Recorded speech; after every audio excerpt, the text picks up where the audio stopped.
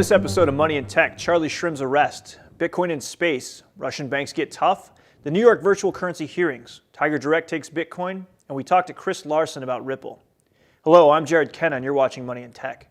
This being our first episode, I'll give you a little background on who I am and what we'll be bringing to you on a regular basis.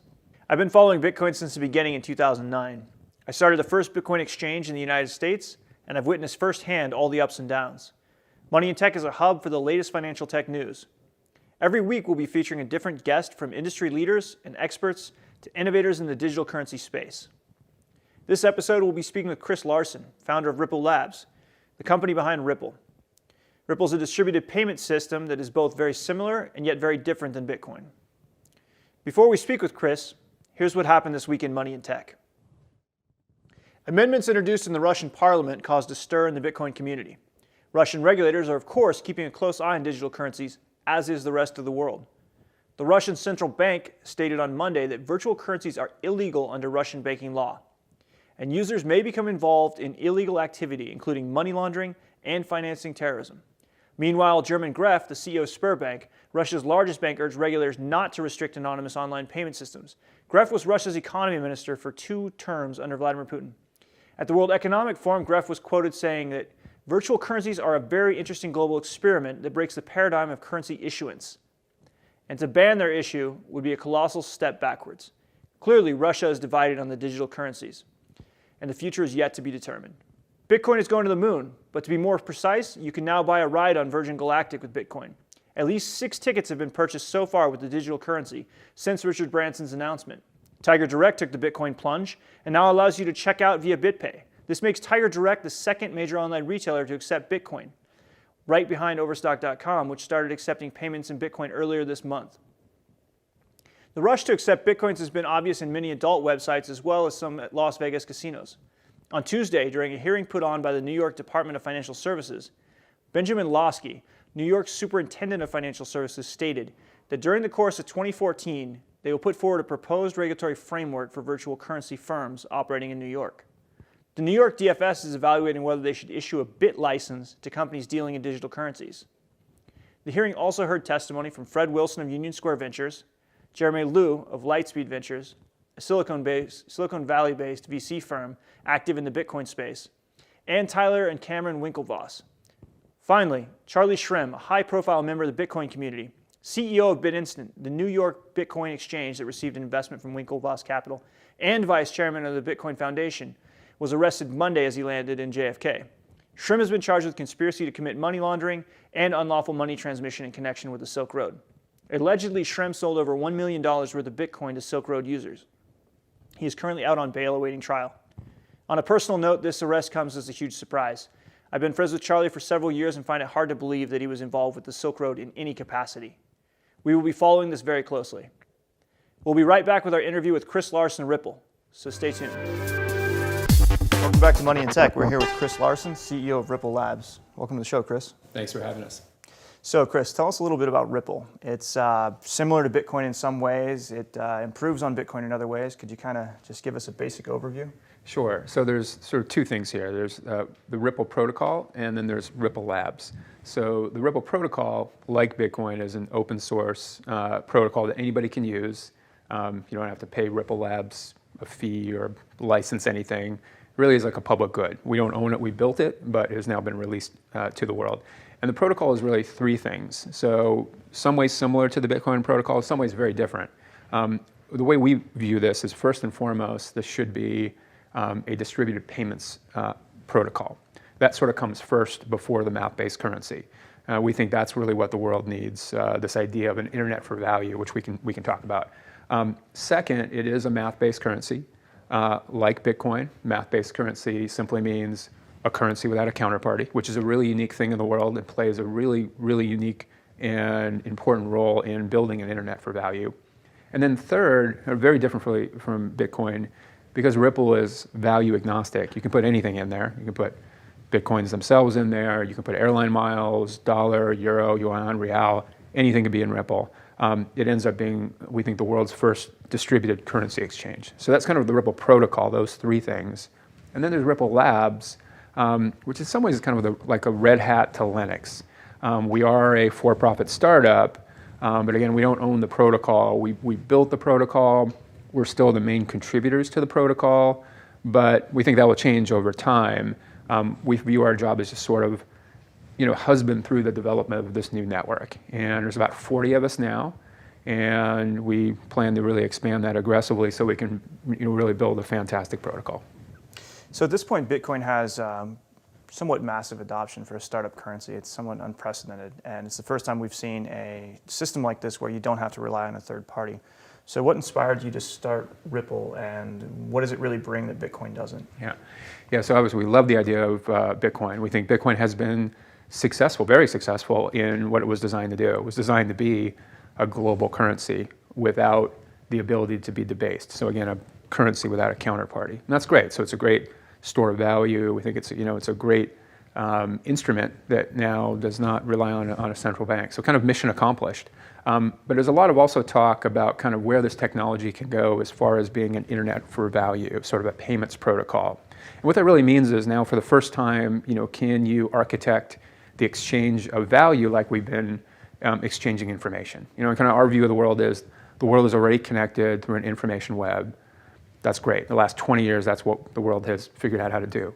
But when it comes to value exchange, that's really still pre-internet until now. Until this double spend problem that Bitcoin was the first to solve was kind of figured out, you really could not have the exchange of value work like the exchange of information. And that's a huge cost to the world.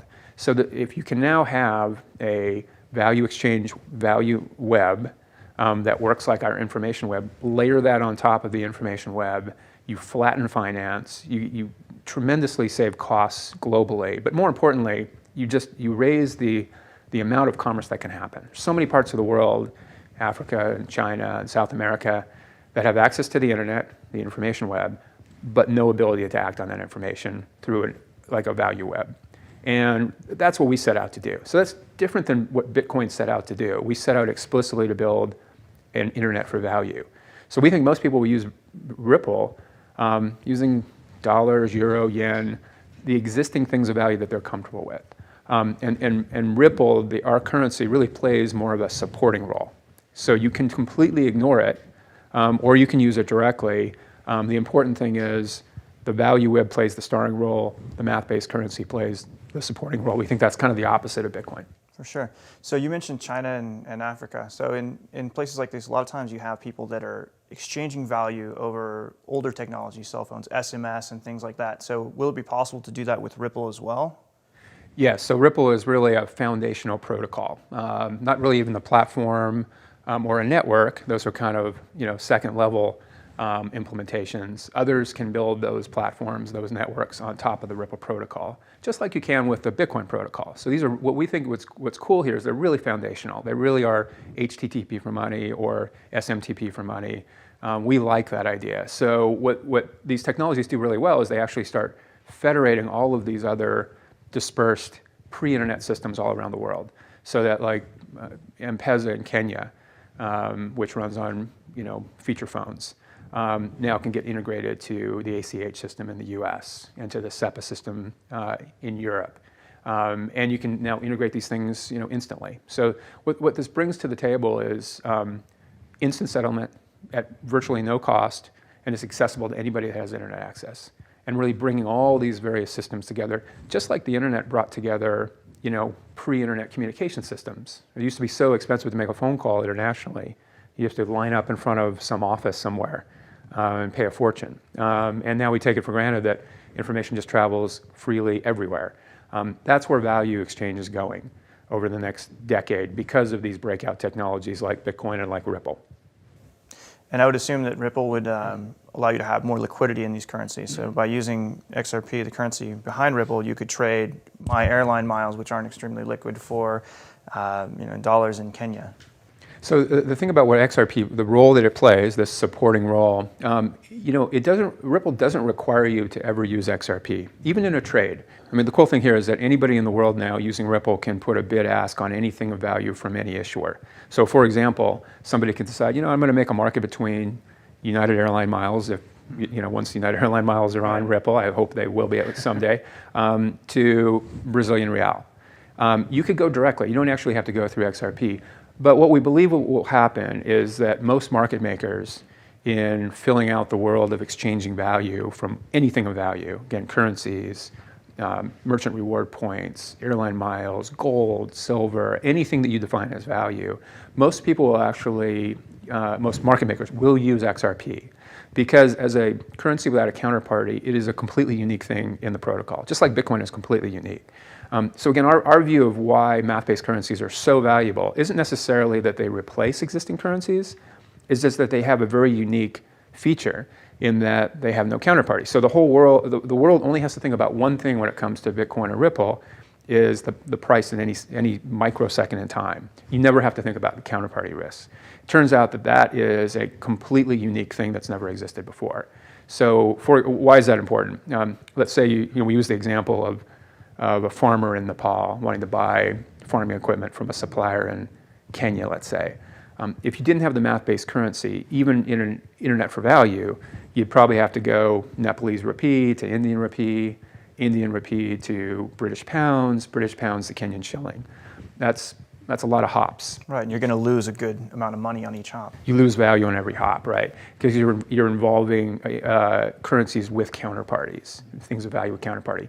It'd be much better to go Nepalese rupee to XRP through a market maker, and then there's some other market maker that has made a market between Kenyan shilling and XRP. Now, Nepal and Kenya are one hop away. You're actually one hop away from airline miles, and everything is one hop away. That's why a math-based currency, we think, is really unique and really has value. Excellent. So what are your greatest issues and concerns with growing Ripple and adoption? There's a lot of things to think about in building these things. Obviously there's the technology piece, the trust in the code, the trust in the stability, always being up and always being in a distributed peer-to-peer system. So getting all those things right is really hard. Second is sort of the utility. Where can you use it? How do I bring dollars or real or Chinese yuan onto these platforms so you can buy whatever? That involves all kinds of regulatory issues, as we all know about. And then third is sort of the liquidity. Do you have enough market makers? Which again, the cool thing about these protocols is it can be anybody in the world. It could be somebody who's a student in the middle of inland China, or it can be the largest high-frequency trading company on Wall Street. That's a cool thing, but we have to make sure that you get enough market makers in all these key currency pairs. So those are the kind of things we think about all the time: trust, utility, and liquidity. And then, of course, the other big thing going on here is reputational risk. I think that's where the industry is right now. You're seeing all these incumbents. Everybody's thinking about Bitcoin, math-based currencies, Ripple. They're all super intrigued. We meet with people like every day at the highest level. Where you are now is this fear of reputational risk of getting involved with these protocols. If a big bank gets involved, will they get this firestorm from their regulators? So that's what's holding everybody back. So that's really what we all have to work on collectively. How do you get law enforcement comfortable, and therefore then the banks are comfortable, and then that reputational risk is taken off the table, they see the value, and that's when you really start getting these things exploding. So what does 2014 look like, and how do you see all the other altcoins and the competition between Bitcoin and Ripple and everything panning out? So what we really want to focus on now is building an amazing team. So we're up to about 40 now, and we're aggressively recruiting for cryptographers and developers. We think this is all really about getting incredibly talented technology folks, business development folks, product folks, building stuff that's super valuable. So that's job number one, and that's what we funnel all of the, we've created a lot of value in XRP, which we're able to monetize.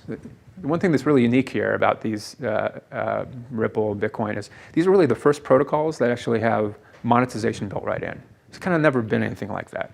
If you look at Twitter, Twitter has had to be a platform because it was the only way you can monetize it. The really cool thing is you have a built-in mechanism. And what we're trying to do is use the value that we're being able to monetize already to pump that right back into the protocol. So that's kind of job number one. Then again, it's also working on the reputational risk in 2014. As far as the other altcoins, it's great. What is going on here, I think, is an explosion of things of value.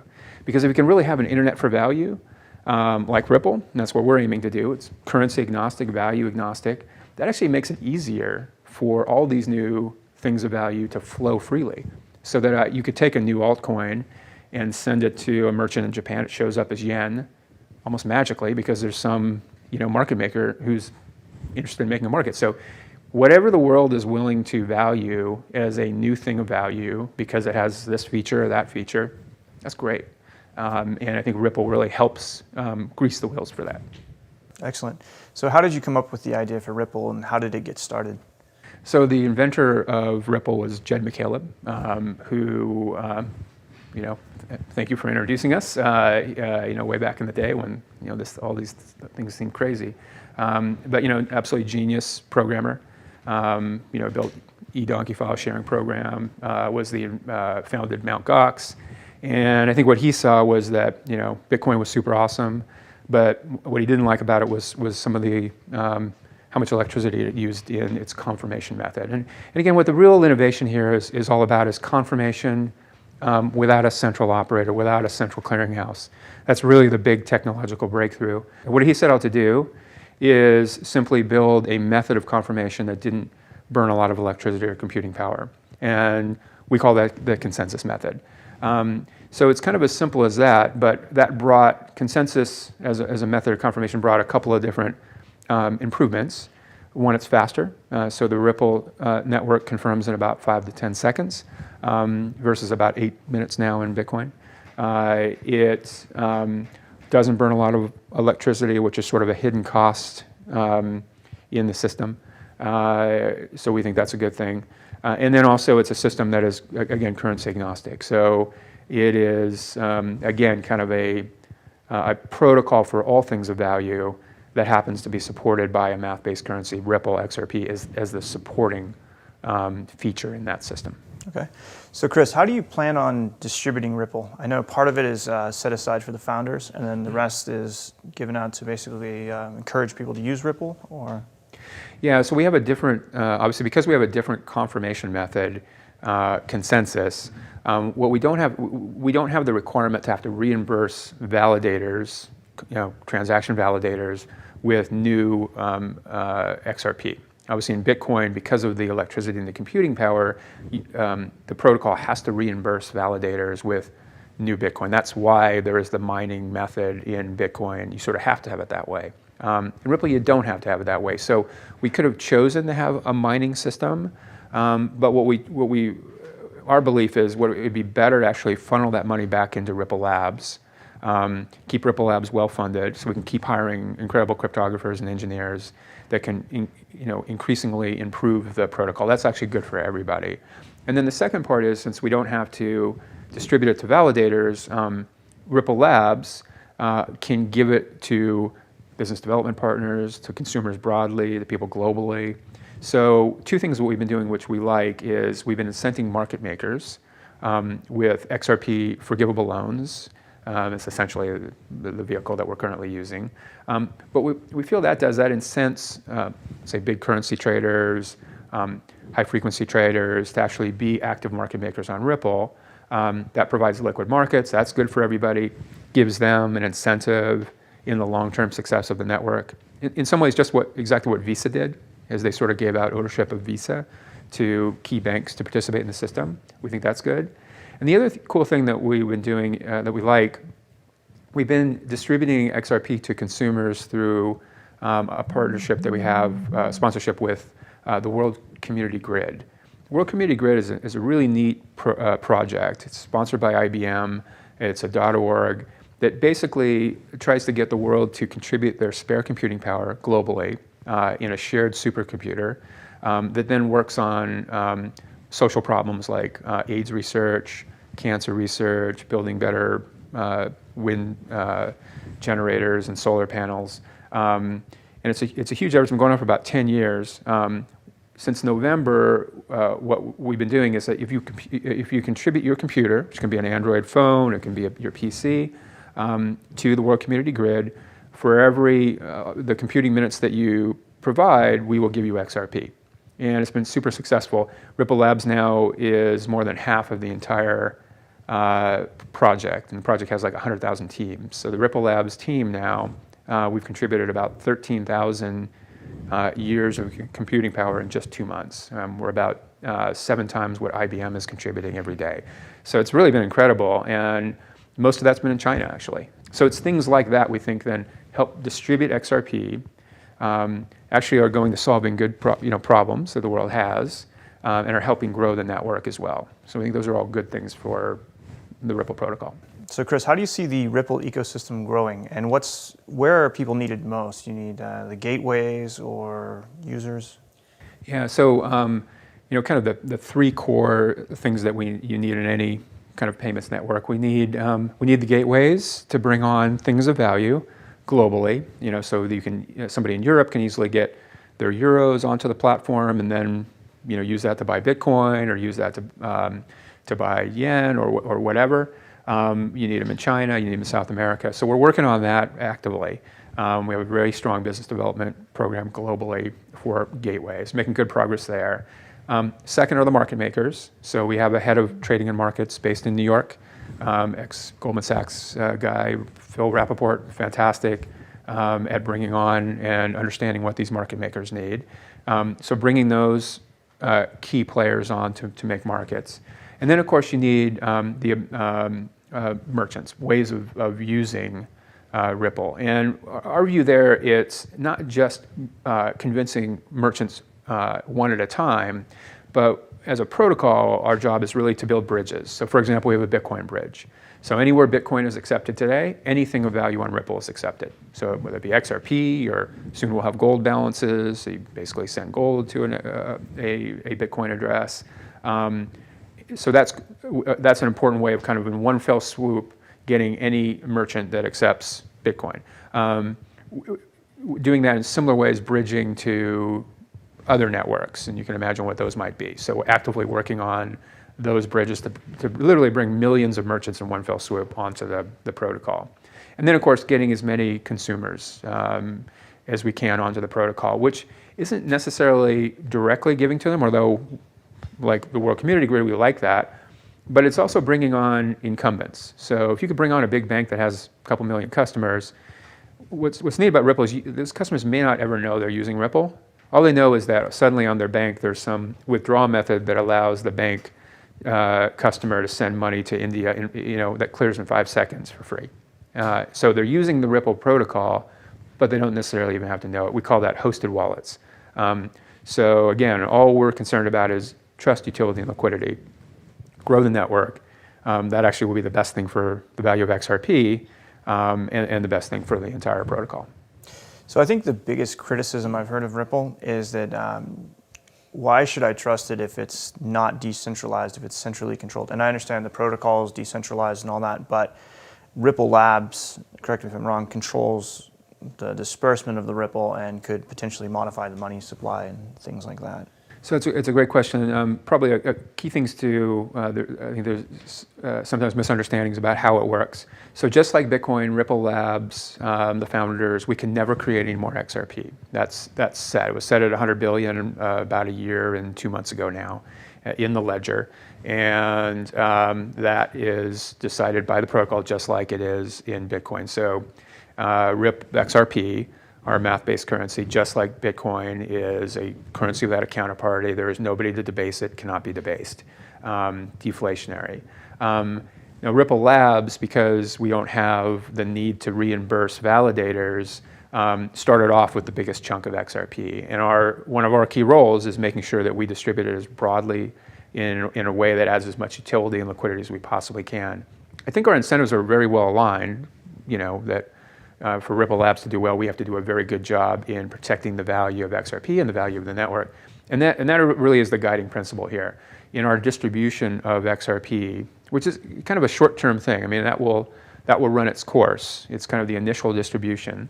The objective is how do you bring as many market makers, gateways, marketplaces, bridges, incent partners, bring as many consumers as you possibly can, hosted wallets as you can. And we think that's actually a really great tool that Ripple Labs has to add value. For those that are skeptical, I would just say it's a different approach.